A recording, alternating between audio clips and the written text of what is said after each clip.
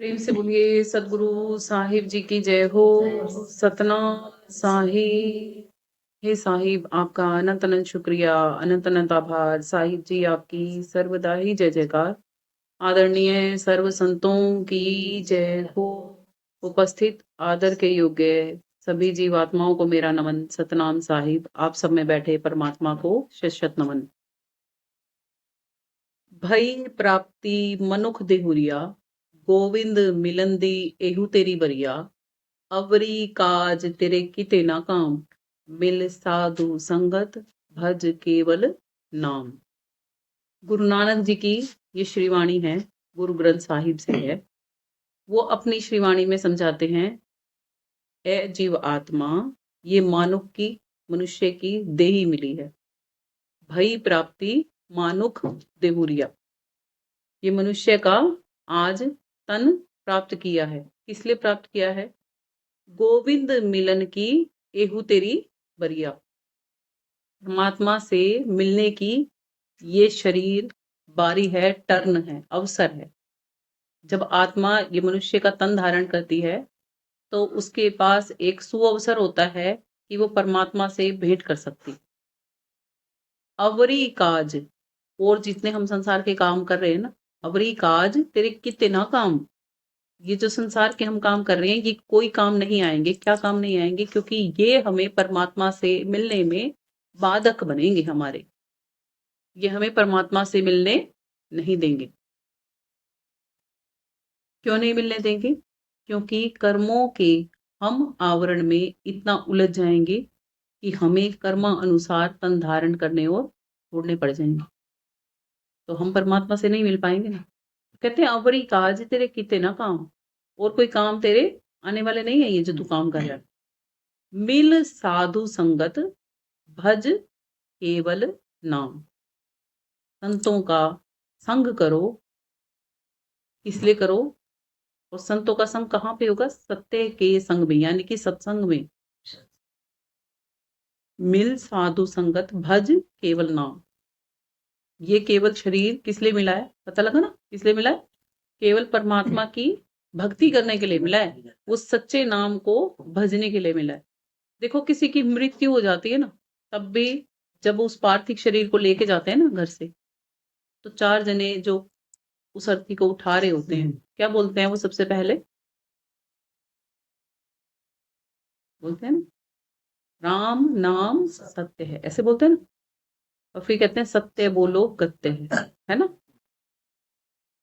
राम का नाम, जैसे मेरा नाम सुनीता है, मेरा नाम ही बता रहे हैं वो रिपीट में, सत्य है।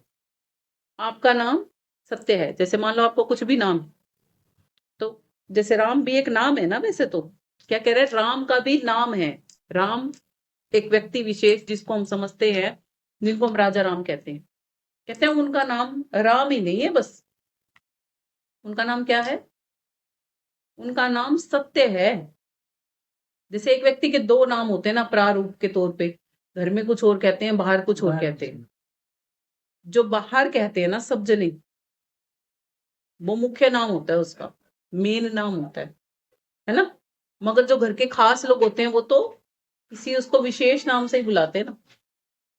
ऐसे ही राम, हम जब परमात्मा कहते हैं राम को, तो कहते हैं परमात्मा का नाम, राम का नाम सत्य है। उस सत्य को जानो। अगर उस सत्य को जानोगे तो क्या होगी? गतिमति सत्य में होगी। फिर हम क्या बोलेंगे? सत्य ही हम बोले भी गए, बोलेंगे ना। जब सत्य को जान जाओगे तभी तो सत्य बोलोगे। दुनियादारी को भी हम सीखते हैं तभी तो दुनियादारी को बरतते हैं ना। दुनियादारी जब हम सीखते हैं तभी दुनियादारी से बरतते हैं ना। जिसको दुनियादारी बरतनी नहीं आती, हम कहते हैं तो मूर्ख है, इसको कुछ नहीं आता दुनियादारी का भी। कहते कि नहीं कहते? वो भी काम हमने सीखा था, जाना था, समझा था, और तभी हमें आया था। ऐसे ही ये भी काम हमें सीखना पड़ेगा, जानना पड़ेगा, तो हमें आ जाएगा। और ये सिखाएगा कौन? बताएगा कौन? ये सीखेगा बताएगा वही जिसने सीख रखा होगा पहले।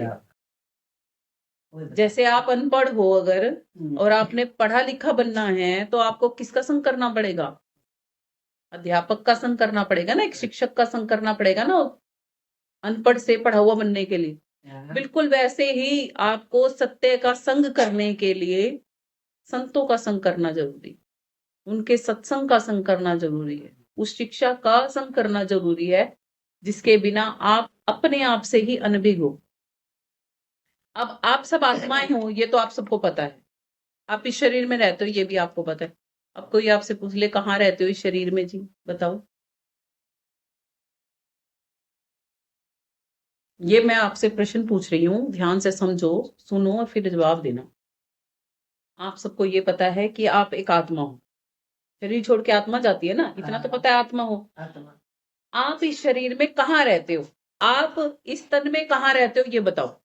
पता ही नहीं कर रहे तो जवाब भी मिल गया कि नहीं पता, नहीं पता, इसका नहीं पता। सुनिए, अब ये इसकी जानकारी जो आपको देता है ना, जो आपको ये बता देना कि आप इस देही के अंदर कहाँ रहते हो। जैसे अभी गुरु नानक जी की वाणी बोली ना कि भई प्राप्ति मनुख देहुरिया, ये मनुष्य का तन मिला है ए आत्मा तुझे।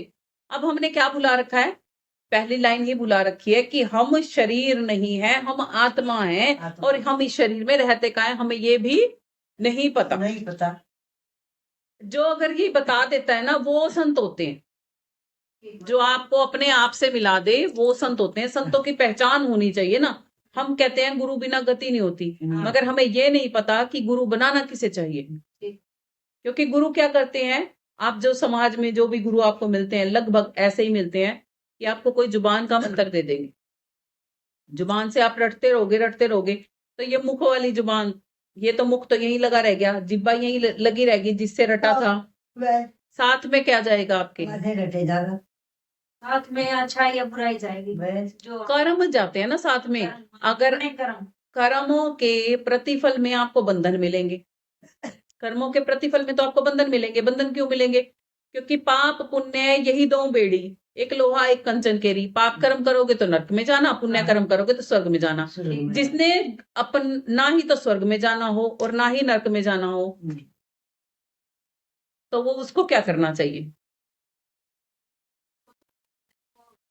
इंसान जुड़ी मिली है, इंसान अपना जो भी अच्छाई बुराई करके जाएगा, यहीं भुगतना तो पड़ेगा। भुगतने के लिए आना पड़ेगा 84 लाख योनि में, हाँ, भोग योनि है ना 84 लाख, उसमें आना पड़ेगा।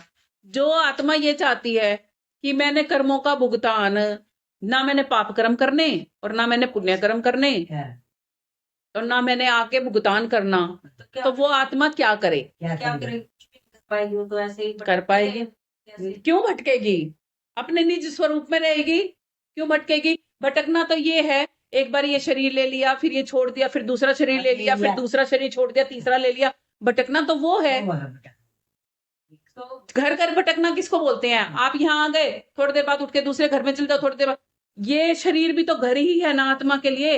ये छोड़ दिया, दूसरा ले लिया, कुत्ते का ले लिया, बिल्ली का ले लिया, सुअर का ले लिया, छिपकली का ले लिया, मगरमच्छ का ले लिया, तो ये क्या है, ये घर घर भटकना ही तो है आत्मा का। अपना निज घर कहाँ है उसका, अगर अपने असली घर में चली जाए वो, फिर भटकना नहीं पड़ेगा ना उसे। समझ गए ना कि कर्म अगर छोड़ दिए, पाप कर्म और पुण्य कर्म छोड़ दिए, बैलेंस क्लियर कर दिया उनका कि ना ही तो मैंने किसी और के घर में जाना ही नहीं, भाई मैंने तो अपने घर में ही जाना है, मुक्त होना है, मुक्त होना है। जो आत्मा ये सोचेगी तो उसको क्या करना चाहिए, उसको भक्ति करना चाहिए। भक्ति करेगी तभी तो मुक्ति मिलेगी। परमात्मा चाहिए ना, परमात्मा चाहिएगा ना। परमात्मा के लिए गुरु चाहिए। हाँ, और गुरु क्या करवाएगा, गुरु आपको वो साधन देगा जिसको भक्ति कहते हैं, जिससे कि आप आत्मा अपने आप को जान के उस परमात्मा तक जा सको। ये है हमारा सत्संग। आपको संक्षिप्त में बताया है कि सत्संग होता क्या है। अभी तक तो आपने आज तक क्या सुने हैं, ढोल बजा के कीर्तन कर लिया, भजन सुने हैं, भजनों के कभी मतलब नहीं समझे, नहीं समझे ना। तो यहाँ पर अब आप बैठे हो ना, आपको मतलब ही समझाया जाएगा। जो भी आप सदग्रंथ पढ़ते हो ना, उनके जब तक आपको मतलब नहीं पता ना, तब तक वो पढ़े या ना पढ़े एक बराबर है, जीरो है वो सब। आप इस मनुष्य तन में आए हो जब आपको यही नहीं पता कि करके जा क्या रहे हो, और लग 84 में ही धक्के खाने पड़ जाएंगे, परमात्मा तक नहीं पहुंच पाओगे। तो क्या आपको पढ़ाई करनी चाहिए आत्मज्ञान की कि नहीं करनी चाहिए? करने चाहिए। आत्मज्ञान की पढ़ाई करनी चाहिए ना। आत्मज्ञान की पढ़ाई करने के लिए वो शिक्षक ढूंढो जो आपको आत्मज्ञान की और परमात्म ज्ञान की पढ़ाई करा दे। तब आपका ये मनुष्य तन लिया हुआ सफल हो जाएगा। सफल करना चाहते हो तो सफल कर लो। अब अवसर है, अब बारी है। कहा है ना नानक जी ने, गोविंद मिलन दी एकू तेरी वरिया। यही बारी है, बस यही अवसर है। जैसे कहते हैं ना, कच्चे पेपर तो हो लिए 2-3 बारी, अब तो क्या होंगे? पक्के पेपर होंगे। बेटा पक्के पेपर में जो फेल हो गया ना, फिर जूते पड़ेंगे। क्या मैं ना बच्चे ने यही बात कहते कि नहीं कहते, जे पक्के पेपर में फेल हो ना, तेरे डंडे पड़ेंगे, तू समझ जा। बीबी तेरे तो बहुत बार समझा दिया। तो मालिक भी यही कहता है कि अब ये पक्की क्लास है आपकी, मनुष्य तन मालिक। जे इसको फेलियर में ले आए ना, फिर तो लग 84 के डंडे पड़ेंगे। धक्के खाने पढ़ने वो पढ़ने ही नहीं है। क्यों पढ़ने हैं भाई? लगते करो।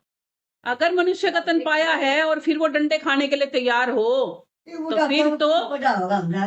पढ़ावे ना से ये यहाँ वाला पढ़ा ही रहा है। अभी आपको पढ़ोगे तो पढ़ ही रहे हो। पढ़ाइए तो है। अब बस नहीं हो विज्ञान तो है, चलना पड़ेगा। देखो यहाँ पे जो अभी आपको सुनाने लग रहा है ना, वो आपको समझा भी रहा है और पढ़ा भी रहा है। यदि आप पढ़ोगे तो, अगर नहीं पढ़ोगे तो अब तक तो कोई लाइफ में मिला नहीं पढ़ाने वाला। और अभी भी पढ़ाने वाला जो बैठा है पढ़ा रहा है, उसकी समझ के ना पढ़ोगे तो अनपढ़ तो पहले भी थे, आज भी हो और आगे भी रह जाओगे।